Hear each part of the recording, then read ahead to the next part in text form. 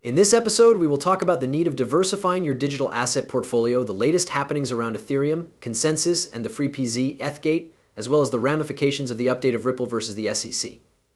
We will examine the equation and how people, the XRP ledger, will serve as the link between all of these things, so please take a seat back now. It will arrive soon, and after that, we will discuss it.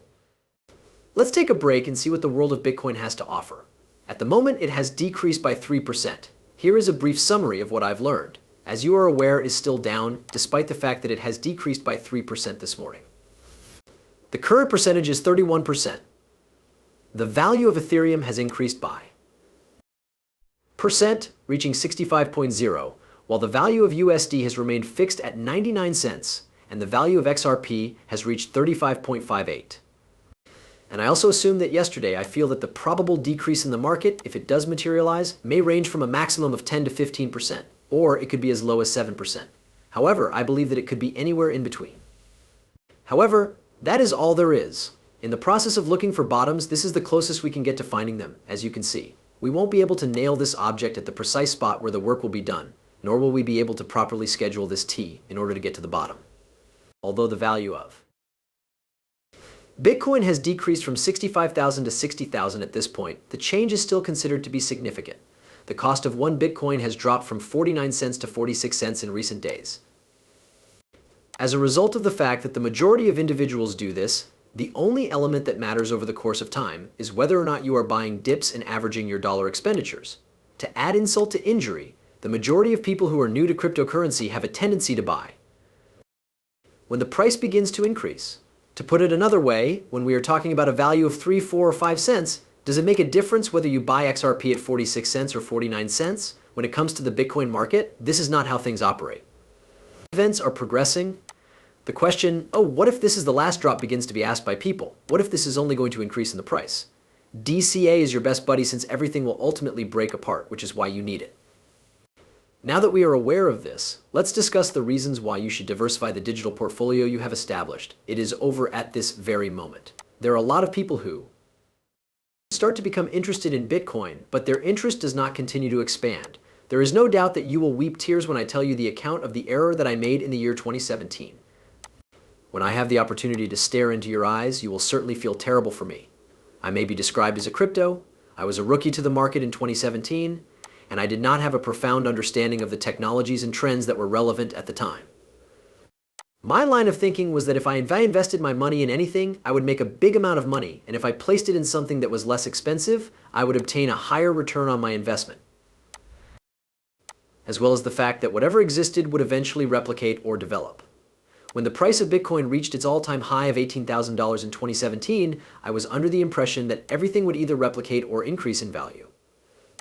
That was how I viewed myself at the time.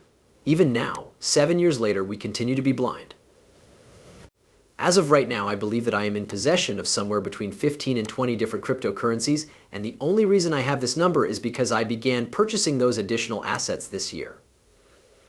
During the year 2017, I could have easily made between $15 and $20 million if I had not been naive to some aspects of the market and had known as much as I do now about the need of diversification. Makes sense to me that you would want to have that amount of money. For the benefit of those of you who are not aware, let's go into the specifics of what took place during the chain connection. That day had already been decided upon. At 10, 20, or 30 cents, it was a chain that was inexpensive. The connection is now priced at approximately $15. I could have made a great deal more money. Cash. If I were to take the time to complete the study and come to the conclusion that there would not be a single victor at this point, would I be proposing that you sell your XRP and look into other opportunities? To put it another way, I am suggesting that during the 3 years that the bear market was in effect, everyone ought to have been making purchases as frequently as possible. Even if the total amount of those purchases each week is only $5 or $10, it makes no difference. It adds up over the course of 3 years. The reason I did it was for Casper. Perhaps for a period of 15 months, but for 14. At the moment, I am carrying it out for Quant. It's something I've been doing for XLM. I make a purchase at the end of the day. My DCA will be so low because I am diversifying my money so when these things do move and if some other assets outperform, for example, Chainlink UDT, TULink OT, or outperforming Casper or XRP outperforming everything, I will be well positioned in all of these other cryptocurrencies. This is because my DCA will be so low. There is no significance in the quantity of coins that may be obtained for $1. What is important is the return that those coins will guarantee. To put it another way, let's assume you have 10,000 XRP that you maybe might have purchased for $50.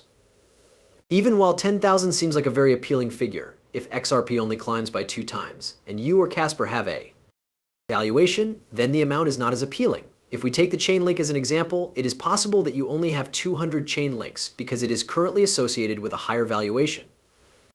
If your chain link performs at a rate of 5x or 10x, independent of the actual quantity of coins you own, you will ultimately make substantially more than you would if you had 10,000 XRP, for example. I will be completely honest with you, it took me a year and a half to figure out how to solve this problem because I was always preoccupied with the amount of coins that I would get in return. Nevertheless, the issue that really has to be asked is, how many surpluses would that return generate for you? The J Greetings Jan asks, do you think that link made $100? Please allow me to remind you, everyone, that we have already finished coding and locking in a chain link for $100. 100% of it will be greater than $100. Although it is not financial advice, I believe that we are coming closer to those points on the chain that are placed between 200 and 250. It's somewhere about $14. Rather than telling you what you ought to do, I am telling you what I am doing. Take a look at this and then decide whether you want to take it or leave it and then deal with it whatever you see fit. The currency that we receive is referred to as mommy coin and daddy currency. There is a sister to our coin, who in fact is becoming more and more like a brother. When we go to the following part, we will discuss that. By the year 2025, the value of stablecoins will have decreased. These days, electronic money may be found virtually everywhere. Jeremy Iyer of Circle has made an excellent prediction, and he is very accurate. Indeed, he is right. Given that Ripple is the sole stable currency, what do you think is causing it to gain ground on Tether and cause it to lose its dominant position? Let's jump right into the most recent information regarding the lawsuit filed by the SEC against Ripple. The insights of St. Alder are included.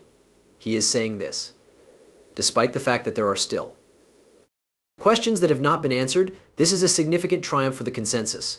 It gives the impression that the Securities and Exchange Commission does not take into account Ethereum sales and offers securities transactions, or that Ethereum is not secure.